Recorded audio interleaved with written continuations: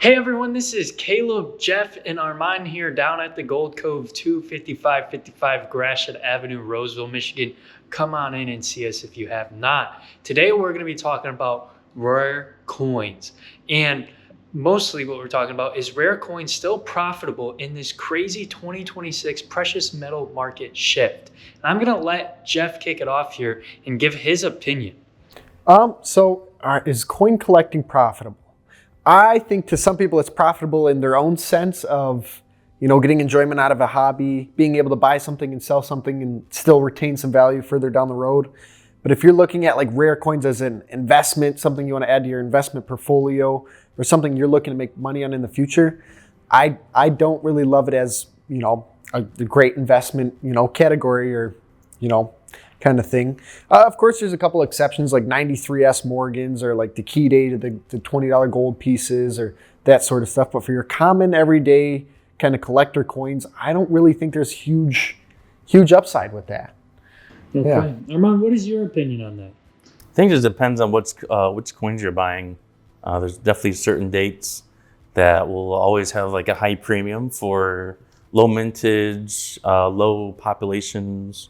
Like I said, 93S or maybe some other different dates where many were melted many years ago and there aren't too many out there. Like I would say like common date, super high grade, maybe not as good buys, but if you could have like the highest grade of like the rarest coin, I mean, those are always the best investment. Okay. Can you show us some examples for the audience? What is kind of like a common coin versus more of a rare coin, so that people can understand what the difference is? Maybe like one of these like high mintage, like 1897 dates, or like maybe like an 81S Morgan. So like some of these key like MS 79. Yeah. That one does this have one here's a little bit better of a date. A little bit of variety. 84S is a better date. 84S. 84S, yeah, we got this one. It's cleaned in AU and it's $400. Right. But if you had the same coin in like 81S, it'd be melt $60 or whatever. Yeah. Melt $60. Okay, so let's go back to the common Morgans here. Let's go back to silver was in the 20s and 30s. Well, how much were these Morgans selling for? Back in the 30s and 40s? No, I'm saying like when silver was $20 and $30. Pretty much silver price. Pretty much, what were they, like $20, $30 melt?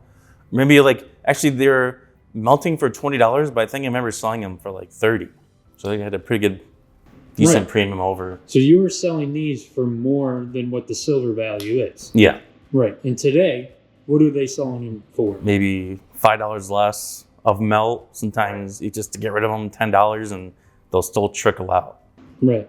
So if you had a rare coin from back then when silver was 20s or 30s, and you have a rare coin from today, that rare coin has gone up in value, right? Yeah, gone up, or at least stayed the same, and still had a good, decent value to it. Okay. Jeff, you got anything else you want to add? To that, I mean, I guess I would say like, let's say you look at it comparatively, like if you were buying, like me, for example, I'll take me. I was buying BU Morgans at the same price range when silver dollars melted for 20, 30, $40. And I was usually paying $50 to $60. And today, if I had to get rid of those coins, I would still be getting about $50, $60 for those.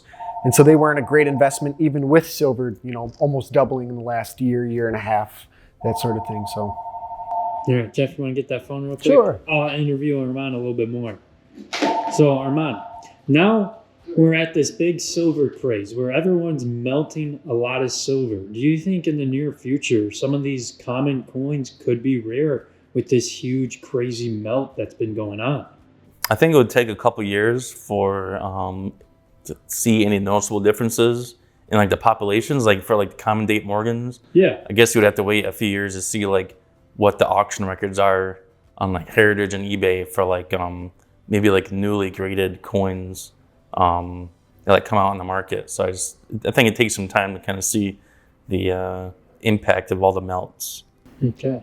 And for a younger generation, how do you feel about the people collecting coins? Do you think that's kind of aging out, or do you think there's some younger people getting into it, like people selling online and they're trying to become like a shirt pocket dealer? What do you think's happening with our generation with the coins?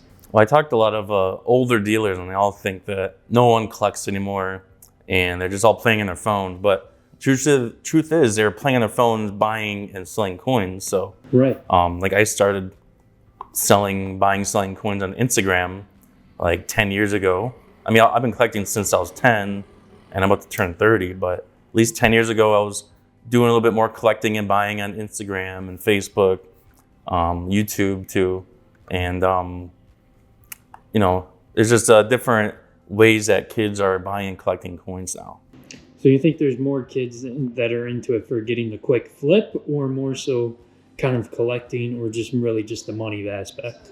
It's hard to tell. I think a lot of them are collecting still, or a lot of stackers, because I mean, this stuff can be worth a lot of money nowadays. So people are more into like flipping and buying and selling, which is fine too.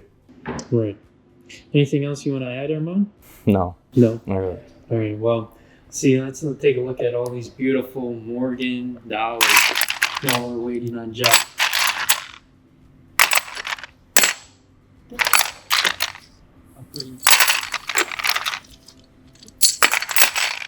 All right, Jeff.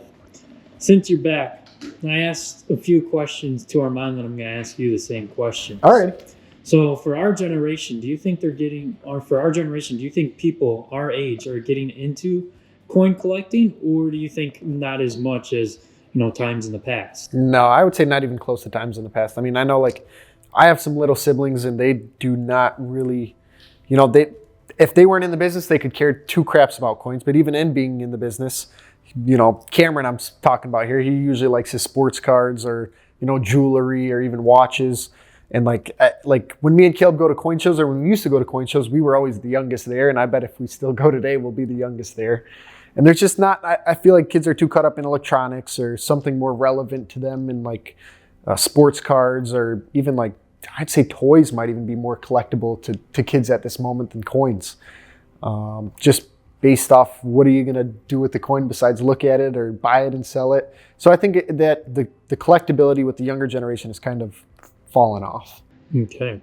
And do you think people that are buying these old coins, do you think they're really mostly buying the coins for the silver content, or to try to, have fun with it and collect old coins? That's definitely a person-to-person question.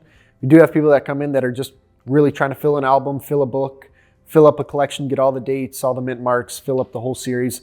Then we do have people that specifically say, hey, you got the cold bucket of dollars, and they're just buying for silver. And so we do see both sides of that, but I want to say most people are buying silver.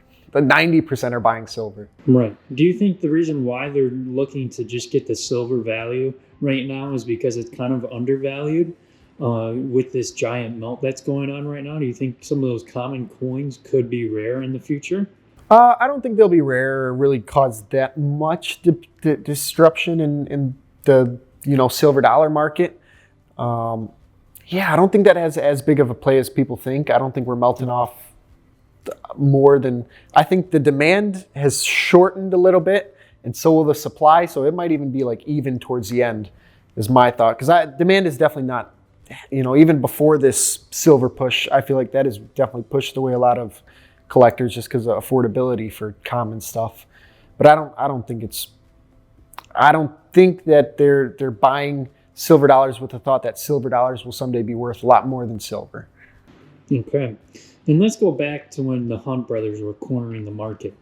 When they were cornering the market, people were just only caring for the silver, correct? Yeah, I think so. I mean, that was 80s, wasn't around then, but that's what my thought would be. Right. And then after that silver kind of died down, a lot of more people got into, coin collecting. Do you think that could happen after silver craze comes a little bit down and the hype disappears more? My unfortunate thought is no. I mean, people just don't care about coins as much as they used to. I mean, if you look at stamps or Beanie Babies, that was huge things in their periods of times. And then you look now, who collects stamps? Who collects Beanie Babies? It's a slim percentage of who it used to be. So I just think there's not enough collectors for it. Probably eventually most, if not all, Morgan's, peace dollars, all that silver stuff might get, turned into bricks. Maybe not in my lifetime, but over the course of, a couple hundred years, they'll probably need the silver for something else, and people could care less about their coins. So That's my thought. Yeah, I'm really throwing coins in the garbage here. Jeez. Alrighty, any of you two guys have any more thoughts or opinions on this topic? Well, we got the audience here. I've always wondered if like the refineries are actually melting like Morgan dollars and stuff. Like a lot of these different like refineries, like they'll buy the coins and then like resell them as is. Like a lot of like the Morgan dollars or like gold coins. I wonder like how many are actually being melted, because some of them could be just recycled and resold to other coin dealers and not just being melted. So yeah, I'm sure when they say like when we send them to refineries, it doesn't not guarantee that they'll be melted. So yeah, I don't think as many are being melted as people think, although it could be possible. I'm sure there's definitely some crappy ones out there being melted, but like Armand said, I agree. It's probably a lot of like wholesaling, like, hey, we bought all this at silver price, we'll sell it to you for a quarter more per coin, you take them all kind of deal. That's probably a lot of what's happening, more than melting, but who knows? We don't know what's happening behind closed doors and in the furnaces. Yeah. Like at Elemental, like they have on the buy sheet, like sometimes it would have like Morgan dollars or the peace dollars and cheap, whatever, just like graded coins or whatever. So I'm sure not all of them will be melted. Yeah. Okay. Well, thank you guys. I appreciate you giving everyone your opinion. Yeah, thank you guys for watching. Thank you. Make sure you guys stay tuned for the next video. Thank you guys for watching our videos, subscribing to the channel, and liking our content. We are truly enjoying this journey on YouTube with all of you, and I hope you guys are as well. Be sure to be subscribed to the channel and notified on all of our content. And most importantly, buy precious metals, and don't forget to check out Cameron's whatnot called Gold Cove Cam on there. Things are going way too cheap. It's exciting. It's fun. I'm on there. Pops is on there. Cams is on there. And yeah, don't forget to, throw in some suggestions in the comments down below of what you want to see. Or if you want to be on film, please also let us know. Take care, everyone. We appreciate y'all. Have a great day.